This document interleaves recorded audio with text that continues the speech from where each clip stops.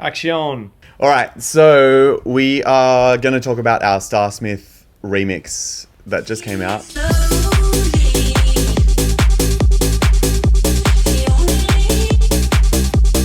Yeah, we first heard the original in LA in your studio. When Smith, aka Finn, who's a buddy of ours, we've known him for ages actually. We always catch up in London or LA when he's there. I don't think it was finished at the time. Yeah, he was still like finalizing the structure. Or I think he was experimenting with some different versions. But yeah, he played it to us and we were just like, this is special. It feels so good. Banger. How then did we come to remixing it? We like just it asked came him out and yeah, we were just like, oh, give us the stems, just so like we could do a little edit or something like that to play in the clubs. Let's just play a bit of the OG because it is very pretty.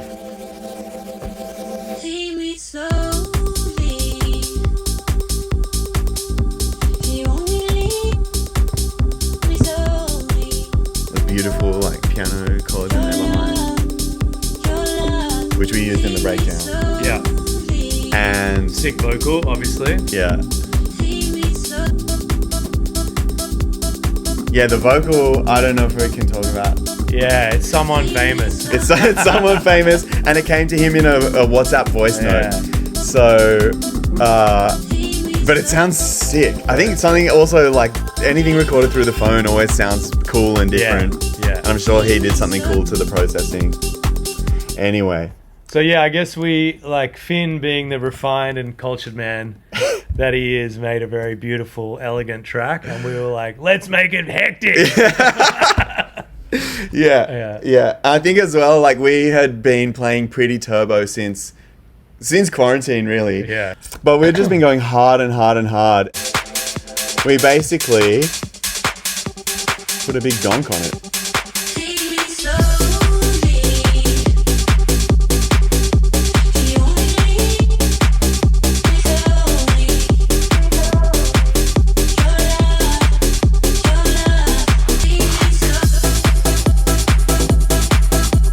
All right, so let's start with the drums because they're just pretty simple. Just in general terms, I would say that we have been fascinated by the donk for some time now. The simplest of rhythms. It's just like on, off, on, off. Yeah, 8 notes. like a polka. And it's like, it makes you want to move. And yeah, we're like, is this the modern polka? Like, what's it? So yeah, I think this maybe is our first donk track. Yeah, for sure. But it won't be for our sure. last. It's not our last though. There's a few other in the folder for sure. All right, drums. We like to group things. You can see here, it's like this is the drums, and basically we separate the kick. We do have Finn's kick, but we cut all the lows out of it just to give it a tiny bit of width and like the top end. And then we've got our big boy. All right, so it's basically kick and then rest of drums. In the rest of drums, we do have Finn's nice little, see the Finn kit here, but we cut, we're pumping it a lot. Maybe that might be doing some shaping as well, the LFO too. Yeah. Those are his drums. We turn them into that. Yeah, we've just got a bunch of percussion, tambourine, little pumping ride, which without any of the plugins sounds like that. And so we gave it a bit of a swell. This is just a 909 hat. It's normally like that. Pumped it a bit, made it a bit longer. There's a couple of loops in here. I think this is shaker loop that we just panned everywhere. Oh, this one's fun. The fast hat, basically with nothing on it. It sounds like this. And that's the boring version of the hat. And then I think we just have an LFO that's like changing the start time of the sample. You can kind of see how it's moving around. Yeah, it's starting from like a later on part in the sample. And then we pitched it down with shifter, added some extra texture and reverb, and it's kind of panning around a bit and then it's pumping.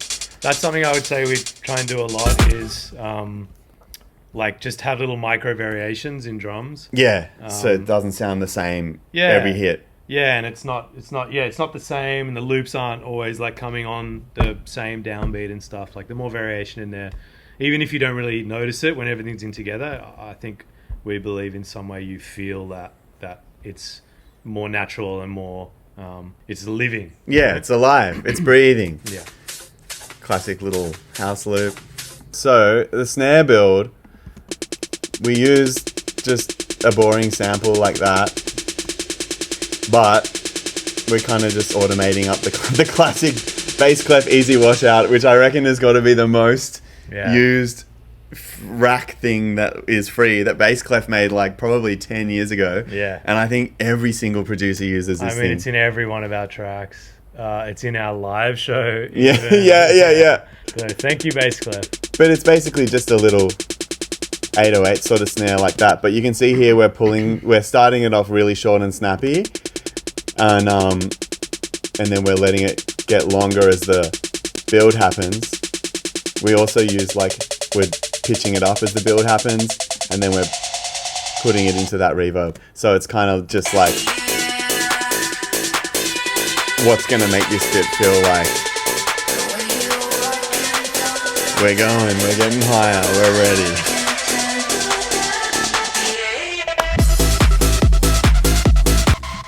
We have this hectic trance lead that we made, which is 2 leads. One is kind of like floating around and quite ethereal, and the other one is just rude. Without any effects, it sounds like this. And that is just Serum, the classic, 1 saw wave. Oh, I remember I watched this on this guy. His name is like AU5, and he is like a Serum god. And I've watched a few of his videos, and I stole this trick off him. It's basically like in the global, you get the Chaos oscillator, and you use that, which is basically like a crazy sample and hold. Yeah, sample and hold, or it's like a LFO that's just totally random, and it's always random, so it never cycles. And you use that to modulate the pitch. I think we had it around 8.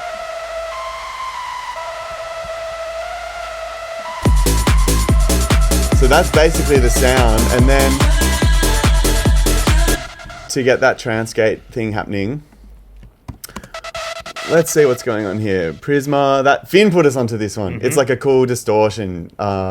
You can choose, it's multi-band distortion. You can pick and stack what kinds of distortion you want. So it's free. It's actually sick plugin. Thank you, Finn. OTT. Not doing much, just lifting it a bit. Infiltrator, we have doing the trance gate. So without that, you can turn down the mixing. There we are, and then we have a trance synth with a bit of delay, EQ, and pumping. Nothing fancy, but it's sick.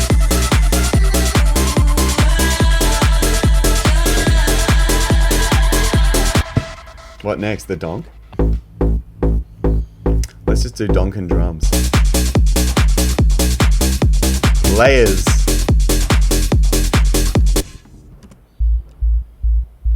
So there's a sub at the very bottom. And probably, a little serum. Yeah. What's that looking like? Yeah, just kind of...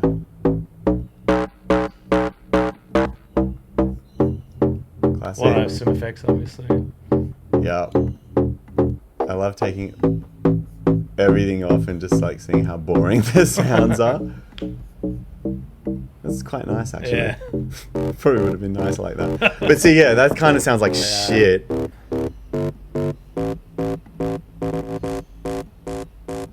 That also sounds like shit. But then with the plucky filter, it's a nice donk. Yeah. What's that one doing? Oh yeah, cool. Oh, this is just wide. A bit of width, yeah. It's just a bit of like, so...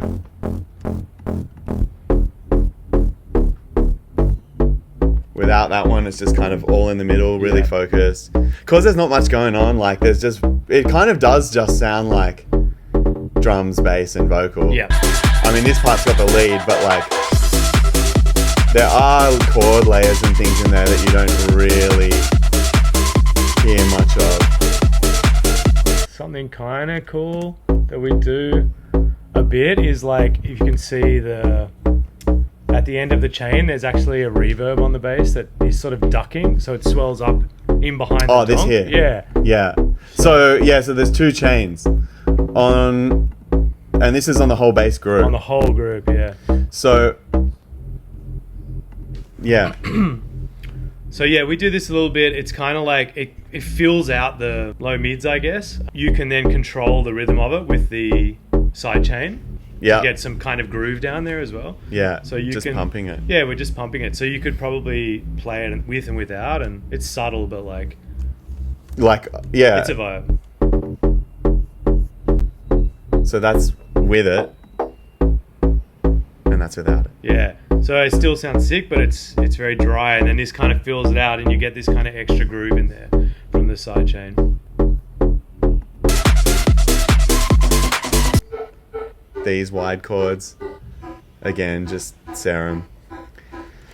Because, when you're on the road, I mean, yeah, both of us have studios with lots of synths in them and stuff, and like often we are, using all that stuff. But I think this one happened like in hotels and airports and airplanes. And it's a plane remix.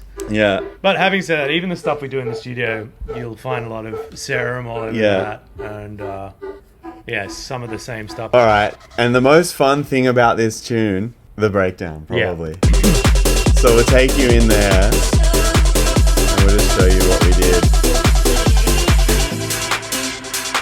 Those are those beautiful. Yeah, I think the idea here was to feature the really nice piano chords that are in Finn's original tune, and how to do them. Give them their shine. Them space, and then to kind of then have the contrast of just coming back like boom. Yeah. The donk is back. So we slowed it right down to like way slower than his original, like to 124.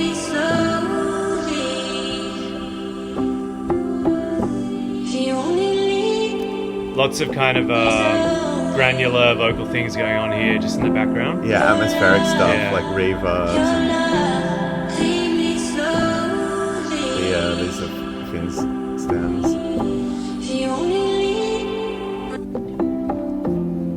So nice. Beautiful. Yeah.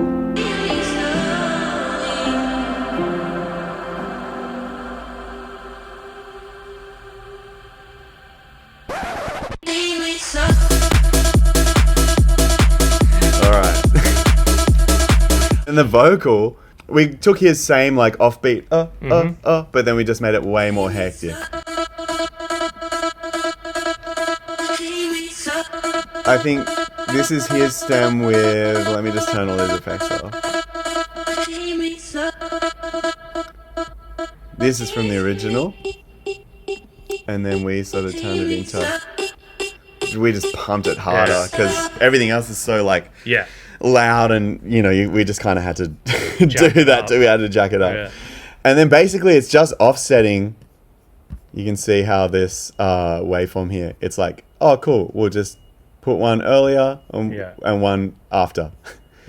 And then we'll run those through distortion, saturation, and EQ. I mean, you could do that with a delay, I guess, but like doing it this way means we can control it better, have individual control over the different taps. Yeah.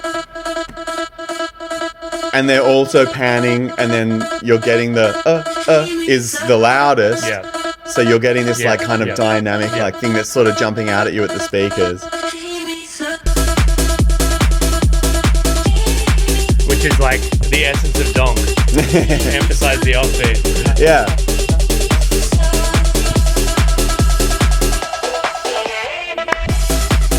Bring back the lead.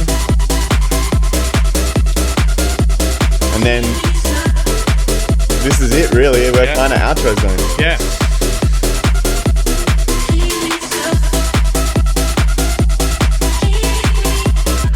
Yeah, and then it just outros on the low lead and probably a little bit of extra drummy stuff. Yeah.